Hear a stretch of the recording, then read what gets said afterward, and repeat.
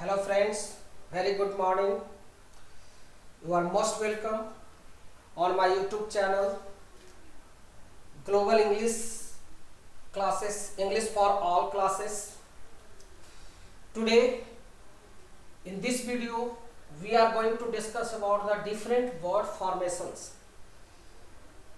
We are discussing about the second stage. इसका the first part of this stage. In first part we have discussed two or three points. The first one is meaning and definitions of word. कोई भी शब्द का meaning क्या था, उसका define कैसे किया था, वो मैंने बताया था. ग्रुप ऑफ वर्ड्स के बारे में जाना था कि कोई भी शब्द आप बोलते हैं तो इट मे बी नाउन हो सकता है, प्रोनाउन हो सकता है, वर्ब हो सकता है. ये सारी चीजें हमने समझा था. एंड द थर्ड पॉइंट जो हमने डिस्कस किया था कि कोई भी सेंटेंस में according to the position of word in a sentence what is the meaning of word, उसको कैसे, हाउ टू आइडेंटिफाई, उसको कैसे हमने पहचाना था, वो हमने बोला. And today in this video this is the part 2. एक दूसरा पार्ट है, इट्स अ वेरी इंपॉर्टेंट. ये और आपको ट्रांसलेशंस को भी इम्प्रूव करेगा and you will able to understand all the points. This is known as word formation. इसको हम लोग वर्ड फॉर्मेशन, कोई भी शब्द कैसे बना होता है, उसके रूट वर्ड्स को जानेंगे, उसको कैसे आप बना. तो मैं हिंदी टू इंग्लिश दोनों आपको समझाने की कोशिश कर रहा हूँ इस वीडियो में. This video is very compulsory. आप बिलीव मी, इससे आपको ट्रांसलेशन भी इम्प्रूव करेंगे और कैसे आप कोई भी शब्द को, आप बहुत सारे शब्द आप खुद भी क्रिएट कर सकते हो. That means a very important. So please पूरे वीडियो को आप सेकंड पार्ट को भी देखेंगे तब कंप्लीट आपको समझ में आएगा. सो कीप पेशेंस, आप धैर्य रखें and try to do work continuously. आप काम करने के लिए लगातार करने की कोशिश करेंगे. बहुत सारे स्टूडेंट्स वीडियो नहीं देखना पसंद करते हैं, बहुत सारे सोचते हैं कि चलो ये तो मुझे आता है, but believe me success always comes slowly. Success धीरे धीरे आता है. It is not one day process. ये एक दिन का नहीं है. It takes a lot of time. So keep patience please and try to do your work honestly. ईमानदारी से अपने वर्क को भी करने की कोशिश करें. सो नाउ फ्रेंड्स, चलो शुरू करते हैं. अभी देखो इसमें लिखा हुआ है that means we are talking about the word formation. मैंने आपको बताया था कि 8 ग्रुप में 4 ऐसे ग्रुप हैं पार्ट्स ऑफ स्पीच का जो तो लिमिटेड वर्ड है, बट जो 4 है पूरी डिक्शनरी जो भरा हुआ है वो चारों से भरा हुआ है जो लाखों में हो सकता है. That means noun, verb, adjective and adverb. ये चारों में रिलेशंस हम लोग समझने की कोशिश करेंगे कि कैसे इससे वर्ड्स बनते हैं. और ये चारों से ही पूरी डिक्शनरी हमारा भरा हुआ है और इससे बहुत सारे शब्द को you will be able to create, आप क्रिएट कर सकते हैं. सो देखो मैंने यहाँ पे कुछ शब्द एक हिंदी में पहले लिखा है. First of all I have written रचना. सबको पता है रचना, इसके मीनिंग भी मैं बताऊंगा रचना का मतलब क्या होता है. अब ये रचना एक हिंदी वर्ड यहाँ पे लिखा हुआ है. अब आप इसको सोचो कि मैंने 4 फॉर्म में बना दिया है.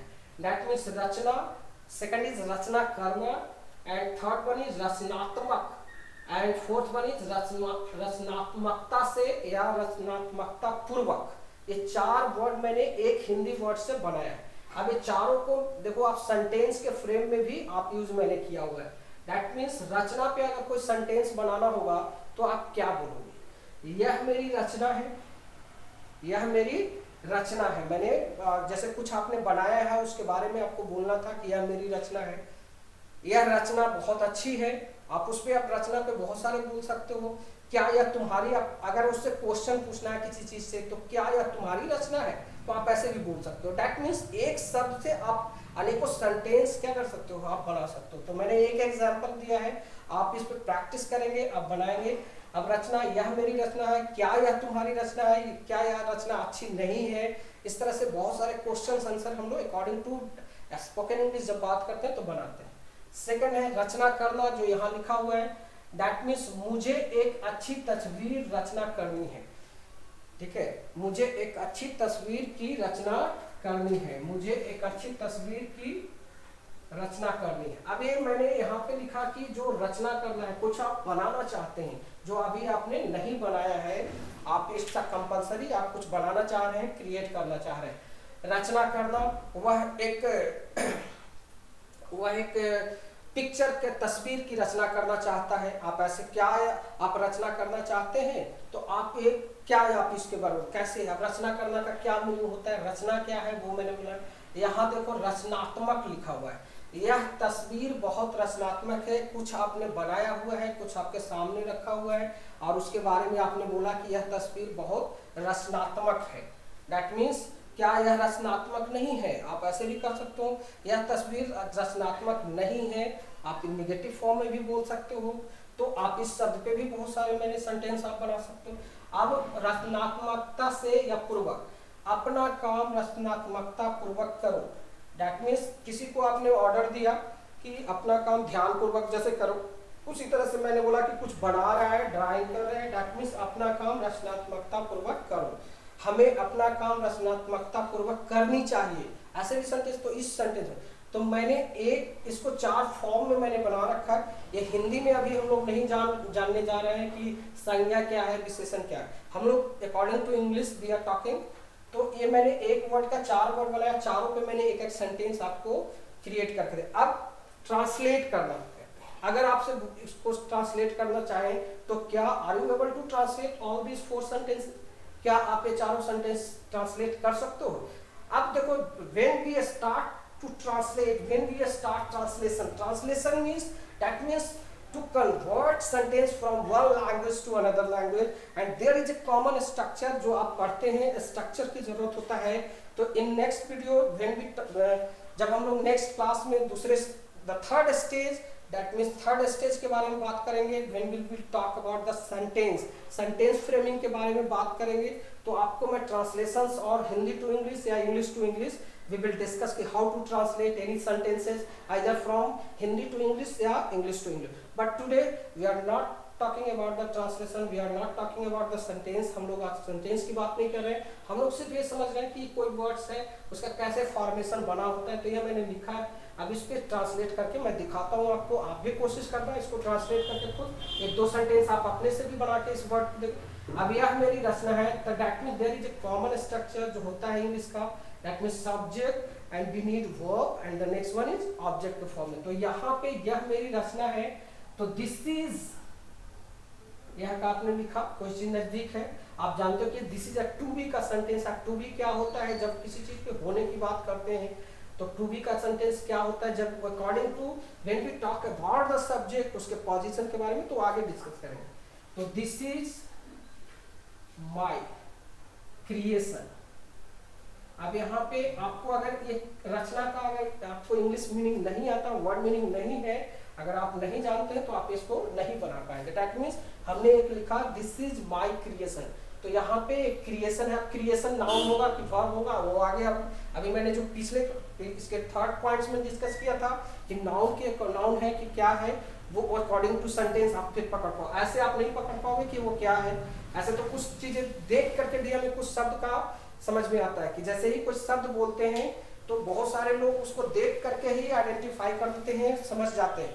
बट आप तब तक किसी शब्द का मीनिंग आप नहीं पूरी क्लियरली नहीं बता पाओगे कि इट इज नाउन और वर्ब एडवर्ब, जब तक कि उसमें सेंटेंस में यूज ना किया जाए और अकॉर्डिंग टू पोजीशन ही आप बता पाएंगे। तो ये मैंने लिखा कि this is my creation.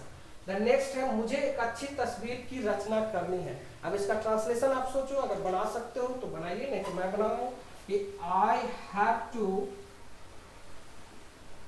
Create.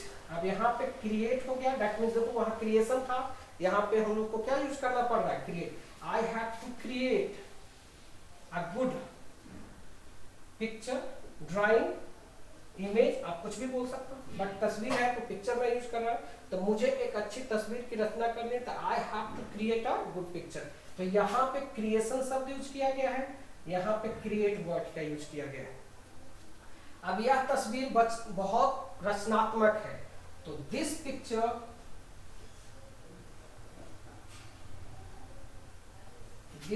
Is very, यह तस्वीर बहुत रचनात्मक है। तो this picture is very creative, रचनात्मक है तो creative. This picture is very creative, यह तस्वीर बहुत ही रचनात्मक है। तो ये मैंने लिखा कि this picture is very creative. Next है, अपना काम रचनात्मकता पूर्वक करो। तो that means do, it's a imperative sentence होता है जो हम लोग आगे बात करेंगे। तो do you work, do your work creatively,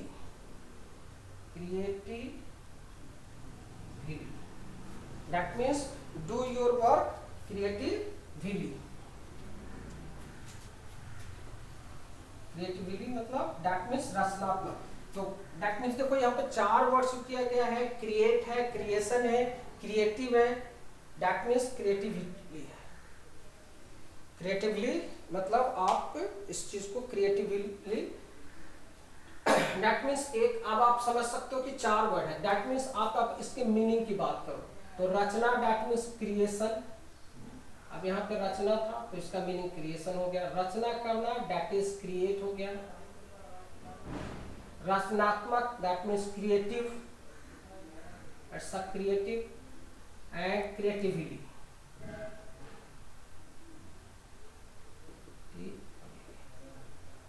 okay, तो मैंने यहाँ पे लिखा है 4 सेंटेंस। अब आपको पता चल गया कि एक वर्ड आपने हिंदी में सोचा था, you can think in English also, आप डायरेक्ट चाहो तो इंग्लिश में ही सोच सकते थे, लेकिन मैंने हिंदी लिखा, पहले हिंदी पे सेंटेंस मैंने बना के दिखाया और फिर उसको वर्ड मीनिंग।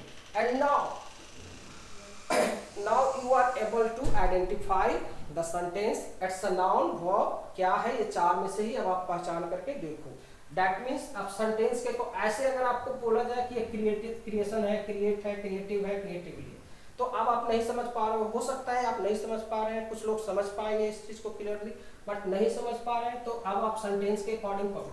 तो माई यहाँ पे फिर से 3rd रूल्स के अकॉर्डिंग आप पार्ट 1 में पढ़ा था, जो हमने देखा था कि माई इज एडजेक्टिव है, तो एडजेक्टिव के बाद नाउन है, दैट मीन्स यहाँ पे क्रिएशन जो है this is a noun, it becomes noun, ये क्या हो गया, एक तरह का नाउन हो गया। अब यहाँ पे हम लोग रचना करना क्रिएट है, दैट मीन्स अब यहाँ पे आई हैव टू क्रिएट, तो I have to create a good, तो यहाँ पे क्रिएट जो हमारा हो गया एक वर्ब के फॉर्म में है, तो दैट मीन्स यहाँ पे क्रिएट है, दिस इज अ वर्ब, एक वर्ब के फॉर्म में है। अब यहाँ पे क्रिएटिव है, that means very creative, it's a adjective, तो क्रिएटिव जो हमारा हो गया वो क्या हो गया, यहाँ पे एडजेक्टिव के फॉर्म में हो गया। And the last one is creatively, तो दैट मीन्स क्रिएटिवली यहाँ पे क्या हो गया, एक एडवर्ब के फॉर्म में है, एंड दिस इज एडवर्ब। तो this is the word formation, कि आप एक वर्ड से बहुत सारे शब्द आपने बनाया, रचना, रचना करना, that means create, creative, creation, creative, creatively, that means कि आपने तो बहुत सारे तो डायरेक्ट वर्ड को देख के समझ पाते हैं, if you are not able to identify, अगर आपको देख के समझ में नहीं आता है तो आप उसको हिंदी सोचते हो या इंग्लिश वर्ड सोचते हो, उसको सोचो, और वो सोचने के बाद आप ये देखो कि उसका कैसे हम लोग उसमें यूज करते हैं। तो this is the first example कि वर्ड फॉर्मेशन ये 4 से ही बना हुआ, आप नए वर्ड्स बना सकते हैं, अकॉर्डिंग टू हिंदी भी लिख सकते हैं और उससे आप इसको बना भी सकते हैं। एक और एग्जांपल्स में एक और वर्ड लिखने की कोशिश कर रहा हूँ जो समझाता हूँ मैं आपको।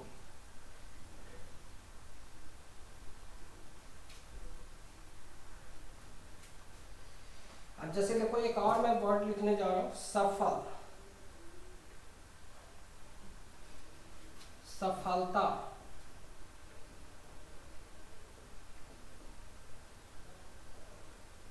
और सफल होना,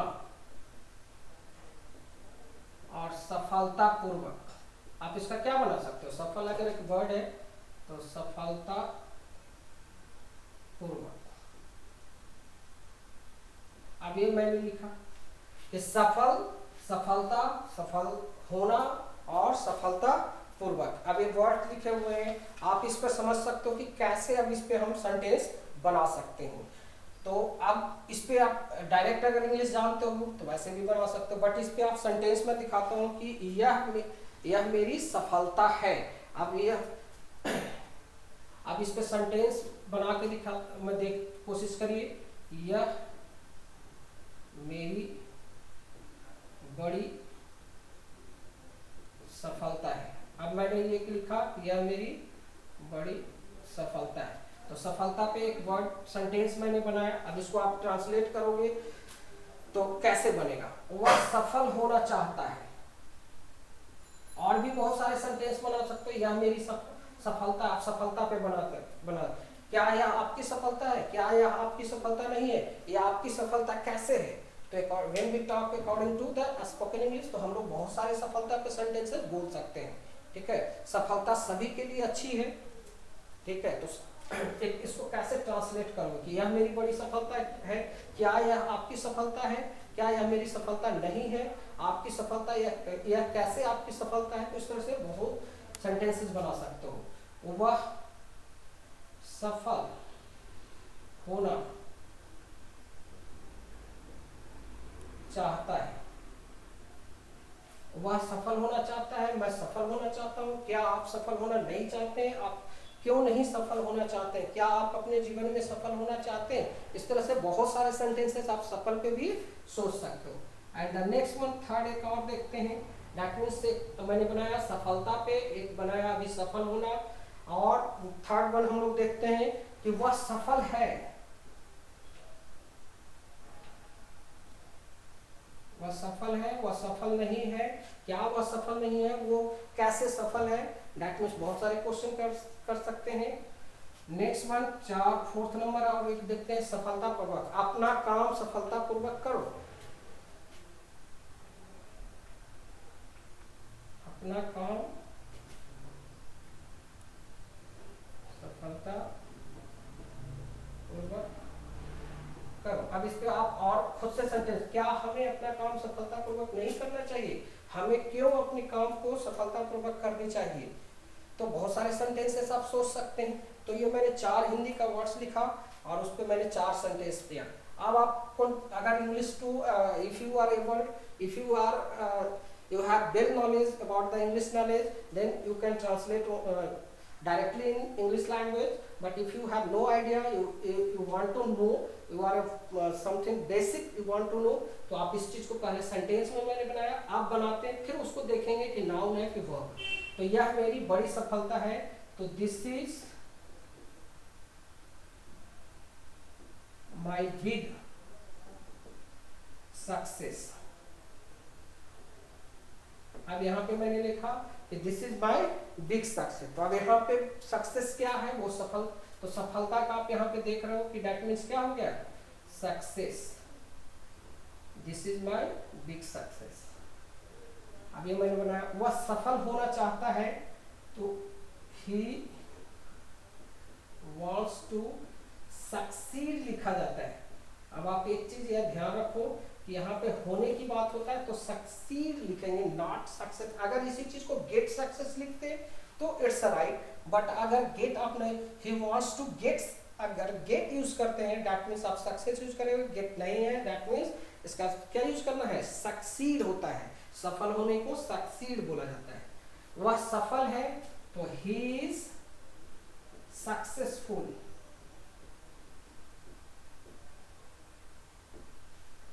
ये सब वह सक्सेसफुल है। अब अपना काम सफलतापूर्वक करो, दैट मीन्स आप इसको क्या बनाएंगे कि डू योर वर्क सक्सेसफुली।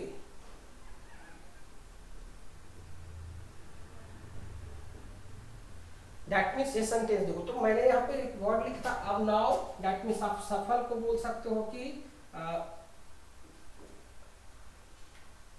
सफलता, यह मेरी सफलता, दिस इज माय, और सफल होना दैट मीन्स, और सफल सक्सेस। तो यहाँ पे सफल होना का हो गया succeed, and this is successfully,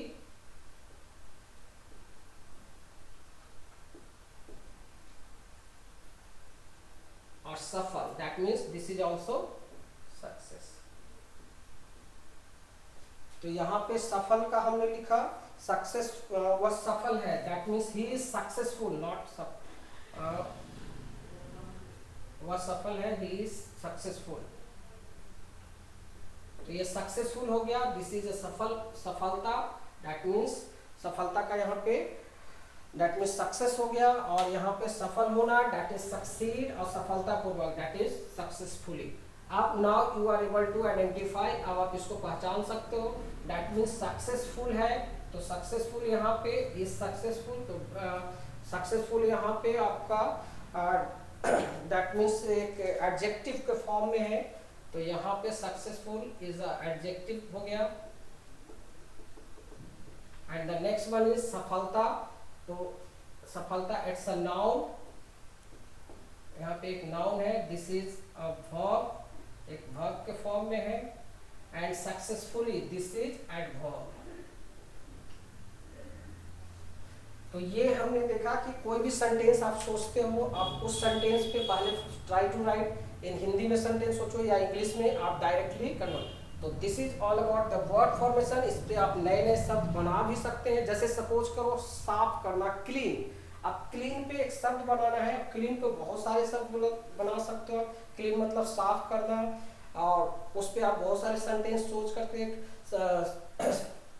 बना सकते हो, या और भी कोई सेंटेंस कोई भी वर्ड आप सोच सकते हो। तो this is the third point, जिससे कि आप नए नए वर्ड्स भी क्रिएट कर सकते हो। This is all about the word formation. ये वर्ड फॉर्मेशन के बारे में था, जो आप जैसे हैप्पी, हैप्पी मतलब खुश बोलते हैं, हैप्पीली बोलते हैं, दैट मीन्स खुशी से, और तो खुश है, खुशी है, तो उससे भी बहुत सारे वर्ड्स बना सकते हैं। तो this is all about the word formation. आप इससे नए नए वर्ड्स बना सकते हो कि कैसे हमारा वर्ड्स बनेगा। तो ये दो फर्स्ट पार्ट में हमने डिस्कस किया था। And now you are able to identify, आप कोई सेंटेंस भी बनाने में सक्षम है, you are able to identify करने में भी सक्षम है आप कोई भी सेंटेंस। तो this two videos of the second stage, दूसरे स्टेज में जो हमने बात किया था, that is all about the word के बारे में। और ये दोनों स्टेज कि आपको मीनिंग एंड डेफिनेशन समझना है उसको, फिर उसका ग्रुप ऑफ वर्ड समझना है। And the third one is कि how to identify word in a sentence में कैसे आइडेंटिफाई करते हैं वो समझना है। And this is the fourth point all about the word formation. And the next point fourth, we are going to discuss about the question है कि how to improve, how to improve vocabulary.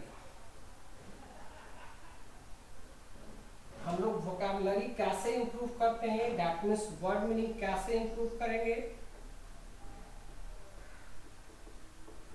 तो to improve our word meaning, देखो ऐसे तो बहुत सारे तरीके हैं। The first way to improve our vocabulary is the reading. Reading skill is a very primary skill to improve our word meaning. हमारा जो रीडिंग है वो सबसे पहला है कि reading is the primary skill to improve our word meaning, vocabulary. And the second skill, listening, is also a very compulsory skill to improve our listening, reading, writing is also, speaking is also. तो वो मैंने पहले introduction में बता चुका कि to get knowledge, knowledge लेने का, वर्ड मीनिंग को डेवलप करने का, there are two way. That means you have to read somethings every day, and the reading and listening is the primary skill to get knowledge about any subject. तो word meaning को भी improve करने के लिए reading और listening तो करना ही होगा। बट उसके अलावा कुछ टॉपिक्स है जो हम लोग और देखेंगे, दैट मीन्स फर्स्ट वन। तो कुछ टॉपिक्स है जो हम लोग समझेंगे इसके अंदर, कैसे कौन कौन सा टॉपिक्स पढ़ेंगे। तो that means words frequently use, words जो हम लोग यूज करते हैं, वर्ड्स अल्फाबेटिकल वर्ड्स के frequently use at the rate alphabet, मतलब that means we can say alphabetical word meaning. आपको जैसे ए से शुरू होने वाले वर्ड्स हैं, बी से शुरू होने वाले वर्ड, अगर एक शब्द पे आपने बहुत सारे डिक्शनरी भी देखा होगा, डिक्शनरी भी पढ़ते हैं, तो ए से स्टार्टिंग, बी से स्टार्टिंग एग्जाम है। The next one we have to know, we will discuss one by one. इसमें आपको वर्ड मीनिंग बताऊंगा, सब वन बाय वन आपको डिटेल दूंगा मैं। Next one is synonyms, synonyms है। Third one is antonyms, and the third one is antonyms है, and the fourth one is contronyms, homonyms, contronyms, five one is homonyms। तो ये these are the topics, इसको topics है, homonyms, heteronyms, homographs, and the next one is heteronyms, and the next one is homographs,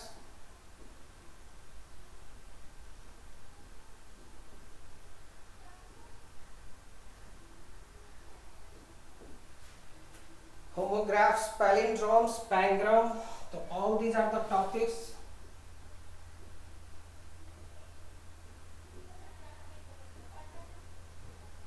Palindromes, pangram. So all these are the topics related to improve the vocabulary. All these topics you have idea about all these, then you can improve your vocabulary. And the next one is idioms and phrases also. And the next is one word substitution. One word substitutions के बारे में हमें जानना है. And the next one words used in different parts of speech. हम लोग जानते हैं one words used in our constitution. हमारे कॉन्स्टिट्यूशन में जो संविधान है उसमें कैसे वर्ड यूज किया जाता है, उस वर्ड्स के बारे में जानना. Words used in the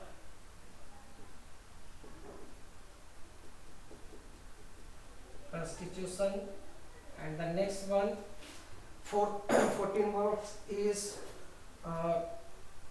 that means word used in different parts of a speech. Words used in different parts of a speech. And the next one is 14 number, that means the speaking tree.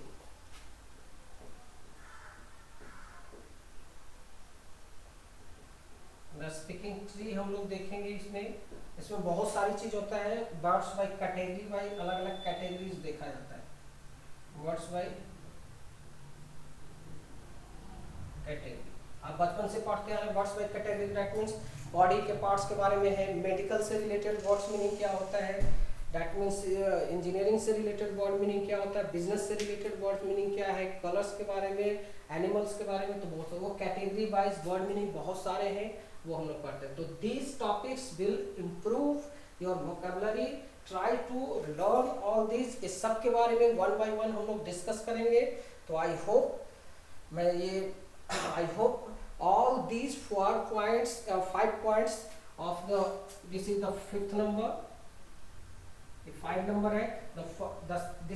All these 5 points are related with the second stage of English language. That means all these 5 points are related with to improve to knowledge and understanding about the word के बारे में था. जो word 2 part में है video, ये आप completely इसको समझेंगे. तो फर्स्ट हमने जाना कि meaning and definition of word के बारे में जाना था. दूसरा हमने जाना ग्रुप ऑफ वर्ड, जो शब्दों का जो ग्रुप होता है, कैसे हम लोग कौन कौन सा ग्रुप होता है, कुछ लिमिटेड है कुछ अनलिमिटेड है, वो हमने जाना. तो थर्ड वन इज कि हमने देखा कि हाउ टू आइडेंटिफाई, हमने कैसे पहचाना वर्ड्स को. फोर्थ पॉइंट हमने वर्ड फॉर्मेशंस जाना.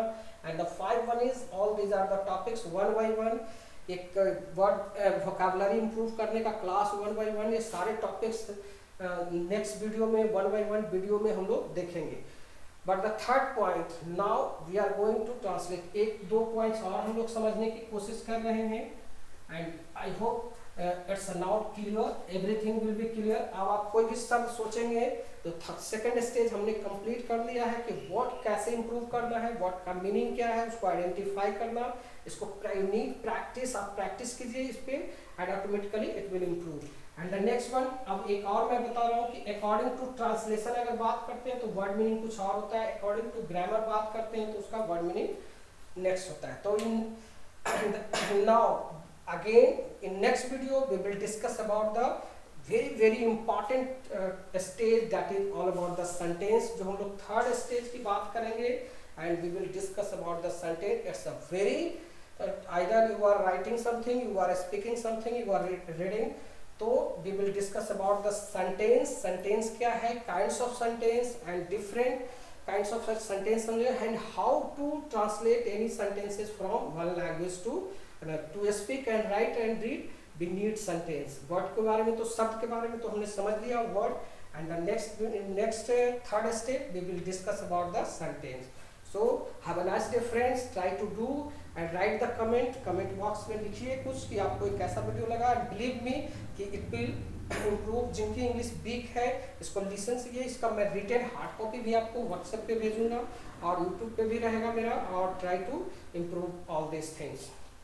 सो have a nice day friends, and I hope it will improve, it will be very beneficial